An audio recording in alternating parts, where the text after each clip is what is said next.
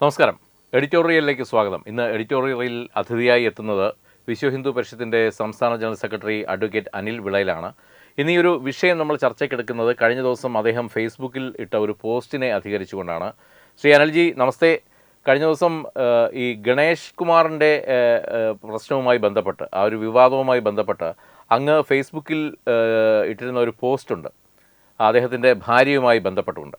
അത് വളരെയധികം വൈറലായി മാറിയിരുന്നു, വലിയൊരു ചർച്ചയ്ക്ക് വഴിവെച്ചിട്ടുണ്ട്. കഴിഞ്ഞ ദിവസങ്ങളിൽ മറ്റ് ചില മാധ്യമങ്ങളും ഈ ഒരു വിഷയം ചർച്ചയ്ക്ക് എടുത്തിരുന്നു. എന്താണ് ഈ ഒരു ഫേസ്ബുക്ക് പോസ്റ്റ് ഇടാൻ ഉണ്ടായ ഒരു സംഭവത്തിൻ്റെ ആധികാരികത എന്താണ്?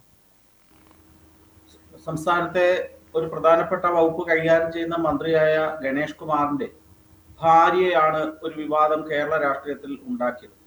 അവര് പെട്ടെന്നൊരു ദിവസം പറയുകയാണ്, ഞാൻ കഴിഞ്ഞ കുറെ കാലമായിട്ട് ഭർത്താവുമായി വേർപിരിഞ്ഞ് നിൽക്കുകയാണ്, എൻ്റെ മൊബൈൽ പോലും ഞാൻ സ്വിച്ച് ഓഫ് ചെയ്ത് വെച്ചിരിക്കുകയാണ്, അല്ലെങ്കിൽ കോണ്ടാക്ട് ബ്ലോക്ക് ചെയ്ത് വെച്ചിരിക്കുകയാണ്.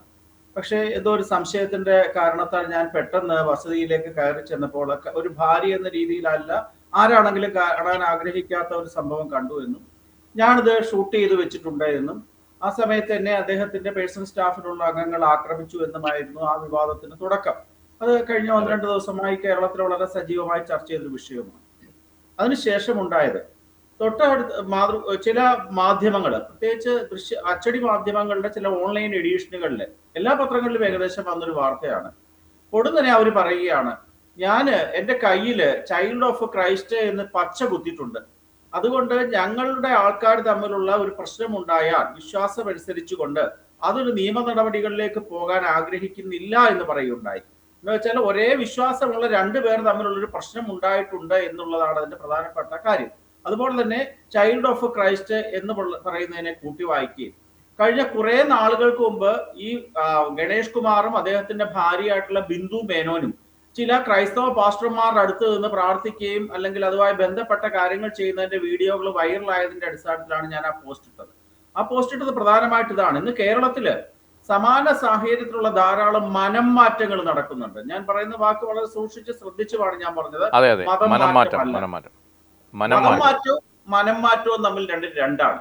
മതം മാറുക എന്ന് പറയുകയാണെങ്കിൽ ഔദ്യോഗികമായി ഗസറ്റിലൊക്കെ രേഖപ്പെടുത്തിയതിനു ശേഷമാണ് ഹിന്ദുവായ ഒരാൾ ക്രൈസ്തവനാകുന്നോ അല്ലെങ്കിൽ തിരിച്ചോ സംഭവിക്കുന്നതിന് രേഖയുണ്ടാകും. പക്ഷെ ഇന്ന് ക്രിപ്റ്റോ ക്രിസ്ത്യൻ എന്ന് പറയുന്ന ഒരു സംവിധാനം ഇന്ന് സംസ്ഥാനത്ത് വളരെ വ്യാപകമാണ്. ഹിന്ദു നാമധാരിയായി നിൽക്കുകയും അതേ അവസരത്തിൽ ഹിന്ദുവിന്റെ വിശ്വാസ പ്രമാണങ്ങളല്ല ഞങ്ങൾ പിന്തുടരുന്നത്, മറ്റ് മതവിഭാഗങ്ങളുടെ വിശ്വാസ പ്രമാണങ്ങളാണെന്ന് പ്രഖ്യാപിക്കുകയും ചെയ്യുന്ന, എന്ന് പറഞ്ഞാൽ ഹിന്ദു മതത്തിന്റെ ഏതെങ്കിലും ആനുകൂല്യം കിട്ടുന്നവരാണെങ്കിൽ അത് കളയാതെ അതിനെ നിലനിർത്തിക്കൊണ്ട് തന്നെ പേര് പോലും മാറ്റാതെ ഇതര മതവിഭാഗങ്ങളിലേക്ക് മാറുന്ന ക്രിപ്റ്റോ ക്രിസ്ത്യൻസിന്റെ എണ്ണം ഇന്ന് സംസ്ഥാനത്ത് വളരെ കൂടുതലാണ്.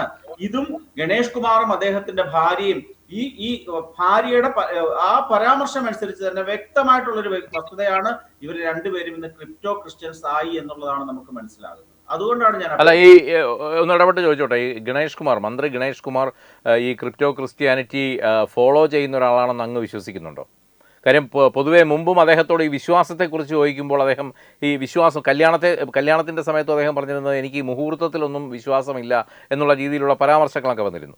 അപ്പോൾ അത്തരത്തിൽ ഈ വിശ്വാസങ്ങളോട് മുഖം തിരിക്കുന്ന ഒരു സമീപനമുള്ള ഒരാൾ ഇത്തരത്തിലുള്ള ഒരു കാര്യത്തിലേക്ക് ആഴ്ന്നിറങ്ങി പോകുമെന്ന് അങ്ങ് വിശ്വസിക്കുന്നുണ്ടോ?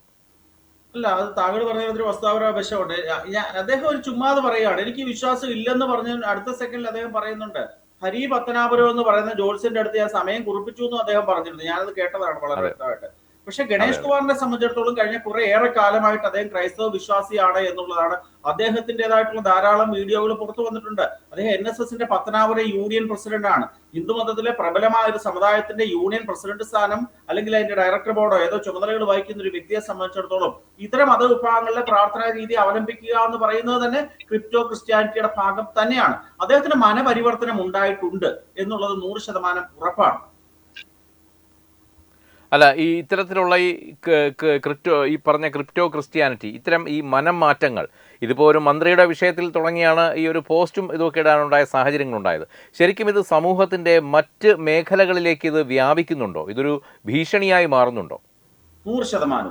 കേരള സമൂഹത്തിൽ വളരെ വ്യാപകമായി 2 രീതിയിലുള്ള മതപരിവർത്തനം നടക്കുന്നുണ്ട്. മുസ്ലിം വിഭാഗം വ്യാപകമായ രീതിയിൽ അത് വളരെ തന്ത്രപൂർവ്വം ആസൂത്രിതമായി ലവ് ജിഹാദ് തുടങ്ങി ജിഹാദിന്റെ ഭാഗമായിട്ടാണ് അവർ മതപരിവർത്തനം കൃത്യമായി ചെയ്യുകയാണ്. അവർ മനപരിവർത്തനത്തിനല്ല പ്രാധാന്യം കൊടുക്കുന്നത്. പക്ഷെ ക്രൈസ്തവരെ സംബന്ധിച്ചിടത്തോളം ഇന്ന് കൂടുതലായി സംഭവിക്കുന്നത് മനപരിവർത്തനമാണ്.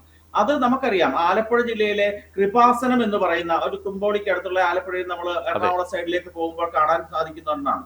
അവിടെ കേന്ദ്രീകരിച്ചുകൊണ്ട് അവരുടെ ഒരു പ്രസിദ്ധീകരണമാണ് കൃപാസനം എന്ന് പറഞ്ഞത്. ആ കൃപാസനത്തിൽ കൂടെ ധാരാളം മനപരിവർത്തന ശ്രമങ്ങൾ നടക്കുന്നുണ്ട്, മനപരിവർത്തനം നടക്കുന്നുണ്ട്.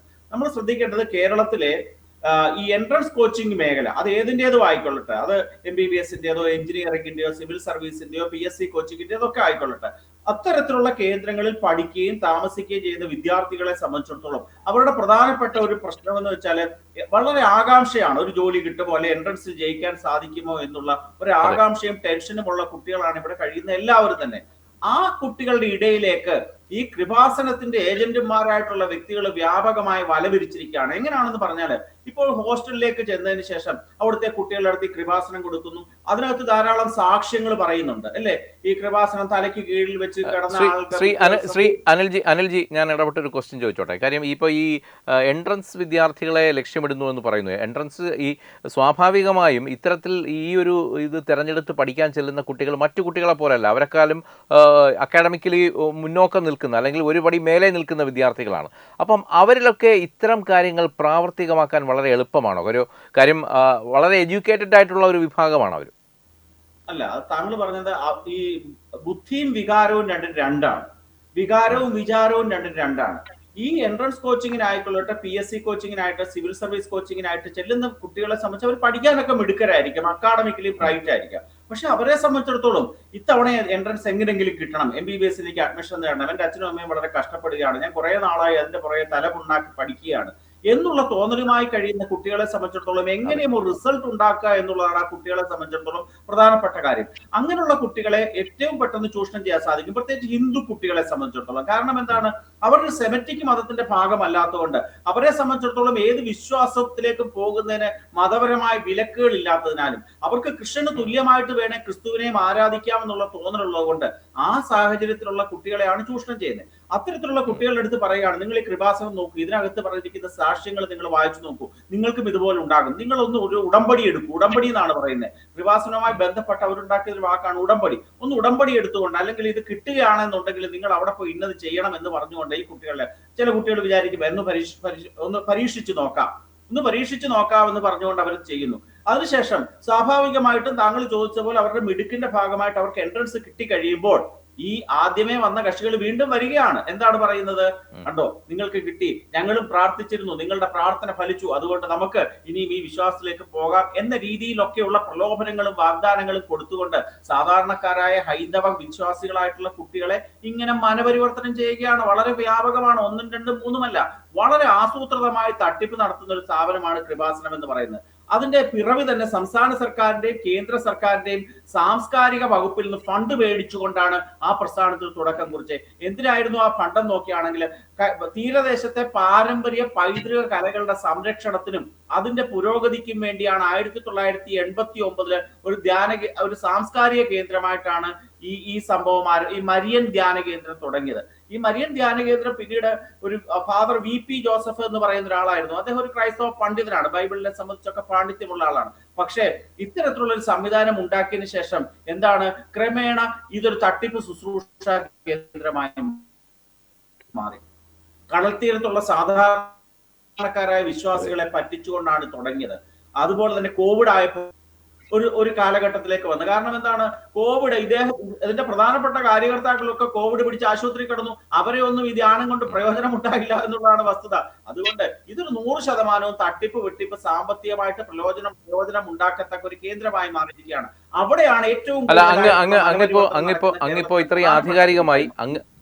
അങ്ങിപ്പോൾ ആധികാരികമായി ഇത്രയും കാര്യങ്ങൾ പറയുമ്പോൾ ഇതിൻ്റെ ഒരു കണക്കോ മറ്റു കാര്യങ്ങളോ നമുക്ക് ലഭ്യമാണോ? വിശ്വ ഹിന്ദു പരിഷത്ത് അത്തരത്തിലുള്ള എന്തെങ്കിലും ഡേറ്റാസ് കളക്ട് ചെയ്തിട്ടുണ്ടോ? ഇത്തരത്തിലുള്ള അങ്ങ് പറഞ്ഞ പോലെ മതപരിവർത്തനമല്ല, മനപരിവർത്തനം നടത്തുന്നതിൻ്റെ